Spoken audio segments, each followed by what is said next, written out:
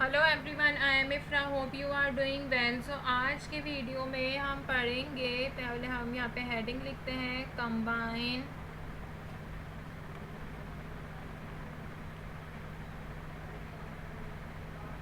Sentences. क्या use करके? By using absolute phrase. यहाँ पे लिखते हैं एब्सोल्यूट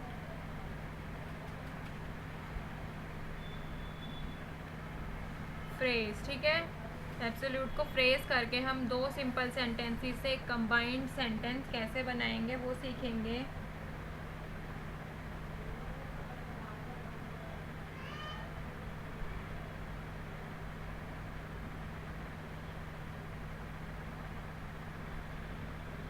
अब आप बोलेंगे कि एब्सोल्यूट फ्रेज होता क्या है। आप किसी किसी को नहीं पता, किसी को पता होगा, तो जिनको नहीं पता उनके लिए बता देते हैं। Absolute phrase is a group of words. यहाँ पे मैं लिखवा देती हूँ।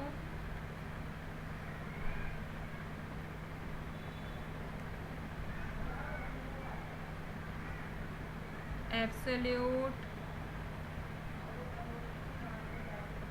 फ्रेज क्या है? इट इज़ अ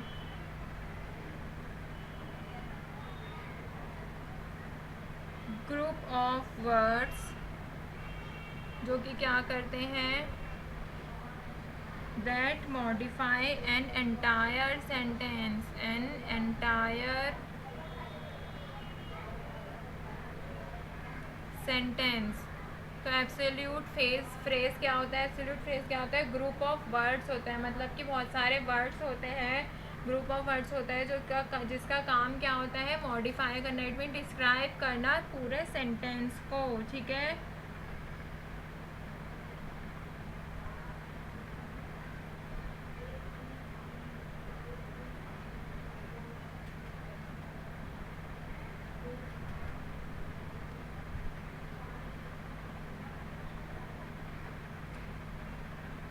तो जैसे अगर मैं एग्जांपल लेती हूँ, ये किस किस को मॉडिफाई करता है?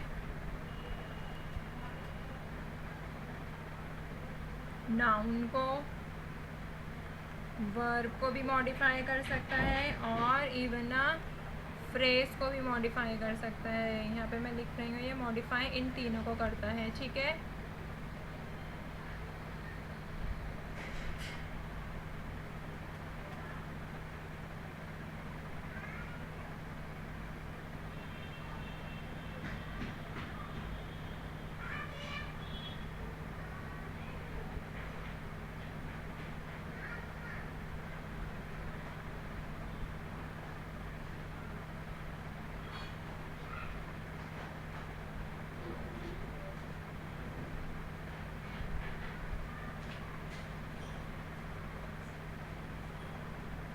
तो अगर मैं इसका एग्जांपल लेती हूँ तो कैसे होगा एब्सोल्यूट फ्रेज का?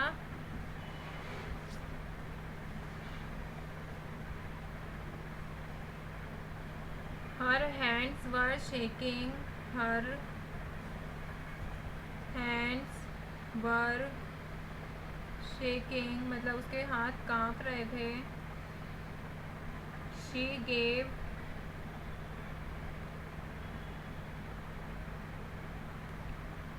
The robber the money. तो ये कैसे क्या बता रहे हैं, अभी मैं आपको बताती हूँ। ये कह रही है कि उसके हाथ कांप रहे थे जब वो रॉबर मतलब चोर को पैसे दे रही थी। तो अगर हम फर्स्ट सेंटेंस में से वर्ब को रिमूव कर देंगे, इसको हम रिमूव कर देते हैं फ्रॉम द फर्स्ट सेंटेंस, तो ये क्या बन जाएगा? एब्सोल्यूट फ्रेज बन जाएगा। क्या रिमूव करेंगे? वर्ब को। ठीक है, hands shaking,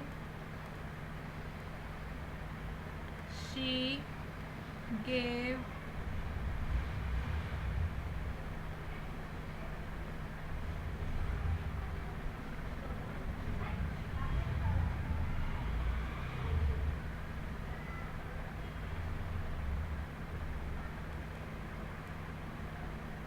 the robber the money, robber से पहले बैंक भी है, वैसे इसमें लगाई है मत लगाई है, the bank robber the money, ठीक है।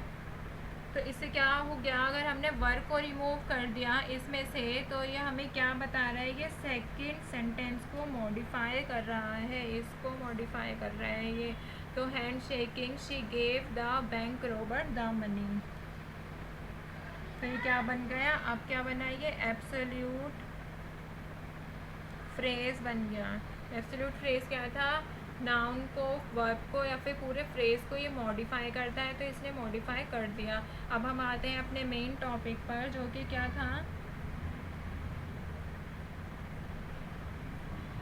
एब्सोल्यूट फ्रेज का रूल देखते हैं। रूल देखेंगे यहाँ पे कि जब हम सेंटेंस को कंबाइन करते हैं तो कैसे यूज़ होता है, पता होना चाहिए ना।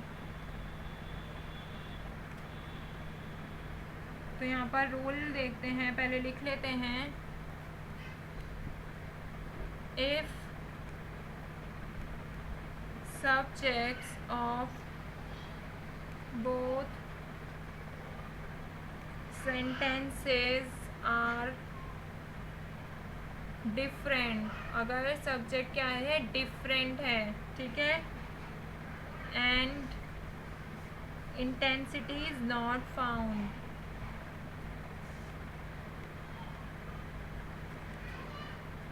और इंटेंसिटी भी नहीं है सेंटेंस में, कब, इन सेकंड एक्शन में, जब वो दूसरा काम कर रहे हैं, इन सेकंड एक्शन में उसके कोई तीव्रता नहीं है, तो हमें क्या यूज़ करना होगा, देन यूज़, क्या यूज़ करना होगा, हैविंग प्लस वर्ब की थर्ड फॉर्म, ये हम पढ़ चुके हैं। अब इसमें हम नया क्या पढ़ेंगे, कब यूज़ करना होगा, एक्टिव वॉइस में, जब हम एक्टिव वॉइस में बात कर रहे होंगे तो हमने ये यूज़ किया था। और न्यू चीज़ क्या है इसके अंदर,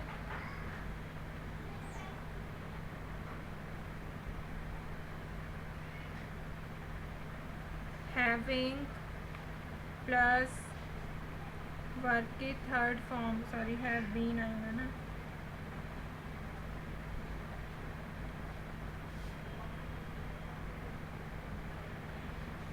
having plus been plus verb के थर्ड फॉर्म का यूज़ कब करेंगे हम, पैसिव वॉइस में। तो ये बहुत इंपॉर्टेंट चीज़ है जिसके अभी हम सेंटेंसेस भी देखेंगे। इसमें रूल ये बेसिकली क्या रहा है कि अगर सब्जेक्ट दोनों सेंटेंसेस में अलग हैं, ए की बात हो रही है और इसमें बी की बात हो रही है,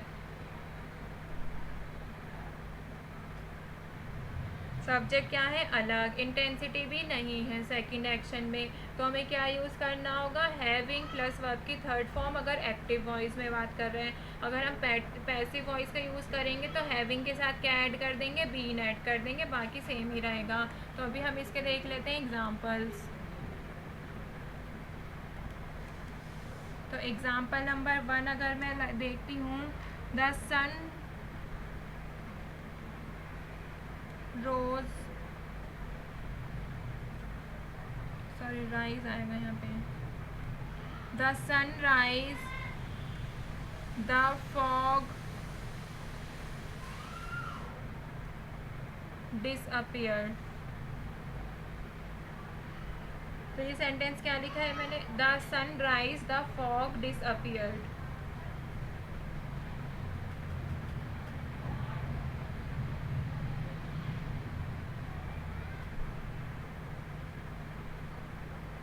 तो डिसअपियर मतलब क्या होता है, दिखाई ना देना। तो अगर हम इसको कंबाइन करते हैं, इसको और इसको, तो कैसे लिखेंगे, the sun rise and verb की थर्ड फॉर्म लगा दी। उससे पहले हमने क्या लिखा होना चाहिए, हैविंग लिखा होना चाहिए, जो कि हम भूल चुके हैं। तो अभी दोबारा से सही करते हैं, the sun having risen, the fog disappeared। ऐसे ही सेकंड सेंटेंस देखते हैं, ये तो हम फिर भी हैविंग वाला तो पढ़ चुके हैं। सेकेंड देखते हैं, the dinner was over, the dinner was over, the guests were shown a film.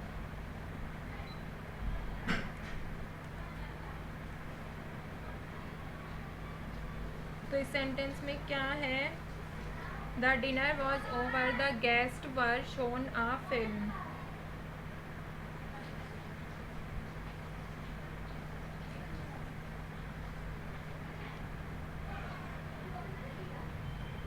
जैसे ही खाना ख़त्म हुआ उसके बाद दूसरा काम क्या स्टार्ट हो गया, गेस्ट को मूवी दिखाई गई।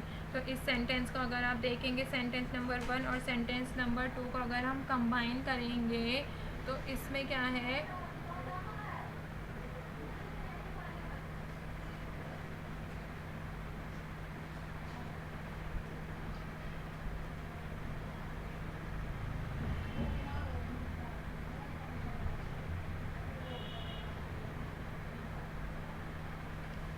दोनों सब्जेक्ट क्या है, अलग हैं। तो फर्स्ट लेंगे द डिनर हैविंग बीन, क्योंकि इसमें क्या है कि पैसिव वॉइस में बात हो रही है तो इसलिए हम क्या लेंगे, बीन का यूज़ करेंगे। Have been over the guest were shown a film. ठीक है, इसी तरह से क्या देखा हमने कि जब हम पैसिव वॉइस में बात करते हैं, किस में बात करते हैं, पैसिव वॉइस में बात करते हैं तो हैविंग बीन के साथ वर्ब की थर्ड फॉर्म आती है। अगर हम एक्टिव वॉइस में बात करते हैं तो हैविंग के साथ वर्ब की थर्ड फॉर्म आती है, और सब्जेक्ट जब अलग अलग होते हैं और तीव्रता नहीं होती सेकंड एक्शन में। ऐसे ही एक और लास्ट एग्जांपल देख लेते हैं, फिर इसको वाइंड अप करते हैं।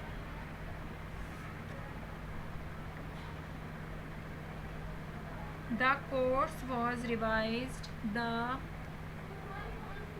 Course was revised, we got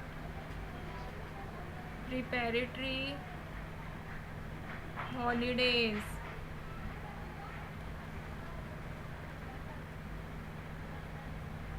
तो ये सेंटेंस एक बार रीड करते हैं, the course was revised, we got preparatory holidays.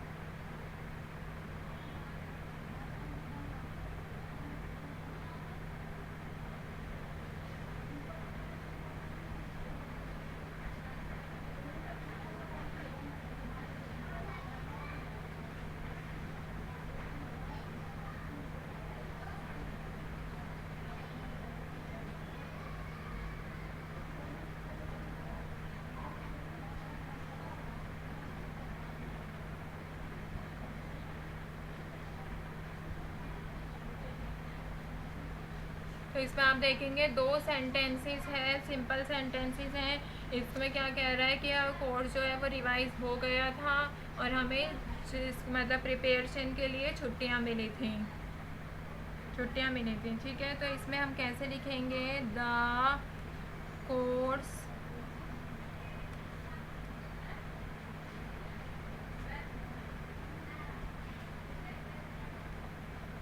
Having been revised,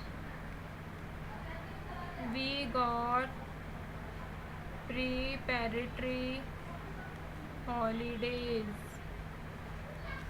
क्योंकि इसमें हमारे सेंटेंस में कैसे बोला गया है, पैसिव वॉइस में बात हो रही है, इसलिए हमने क्या यूज़ किया, having plus been plus verb की थर्ड फॉर्म का यूज़ किया है। तो इसी तरह हमारा एब्सोल्यूट फ्रेज का टॉपिक भी कंप्लीट होता है। नेक्स्ट वीडियो में अदर टॉपिक लाएंगे। Stay tuned and thank you.